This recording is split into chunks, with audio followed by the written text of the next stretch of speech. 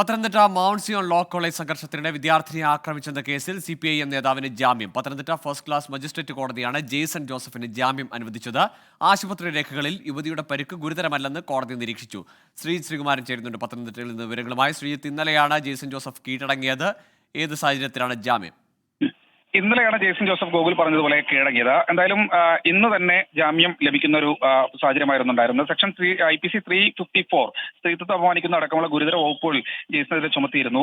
അതുകൊണ്ട് തന്നെ മജിസ്ട്രേറ്റ് കോടതിയിൽ നിന്ന് ജാമ്യം കിട്ടുക എന്നത് ഒരു എളുപ്പമുള്ള കാര്യമായിരുന്നില്ല. അപ്പോൾ അപ്പോഴാണ് ജെയ്സന്റെ അഭിഭാഷകനായ അഡ്വക്കേറ്റ് സക്കീർ ഹുസൈനും അഡ്വക്കേറ്റ് ഷനിലും ഒരു വാദപ്രതിവാദങ്ങൾ മുന്നോട്ട് വെച്ചത്. അതിൽ ഏറ്റവും അവർ എടുത്തു പറഞ്ഞത് ഈ പരിക്കുകൾ ഇടിവള കൊണ്ട് മുഖത്ത് ഇടിച്ച് മൂക്കിന് ക്ഷതം വരുത്തിയെന്നാണ് പരിക്ക്. ഈ രേഖകൾ ഹാജരാക്കണമെന്നായിരുന്നു ആവശ്യം. പക്ഷേ ഈ ആശുപത്രി സംബന്ധിച്ച രേഖകളിൽ ഒന്നും തന്നെ ഈ മൂക്കിന് ക്ഷതം സംഭവിച്ച രേഖകൾ ഹാജരാക്കാൻ പ്രോസിക്യൂഷന് കഴിഞ്ഞില്ല. പരാതിക്കാരിക്ക് വേണ്ടി ഹാജരായ അഭിഭാഷകനോട് പൊളിറ്റിക്കൽ കേസാണ് എന്ന തരത്തിലുള്ള പരാമർശമടക്കം കോടതിയുടെ ഭാഗത്തുനിന്ന് ഉണ്ടാകുന്ന ഒരു സാഹചര്യം ഉണ്ടായി. അതിനുശേഷമാണ് കോടതി വീണ്ടും 4:30 മണിയോടുകൂടി വീണ്ടും കോടതിക്ക് ചേർന്ന ജെയ്സന് ജാമ്യം നൽകുന്ന ഒരു സാഹചര്യം ഉണ്ടായത്. എന്തായാലും പരാതിക്കാരിയെ സംബന്ധിച്ചിടത്തോളം വലിയ തിരിച്ചടിയാണ്. അവർ ഒരു അഭിഭാഷകനെ ഏർപ്പാടാക്കി.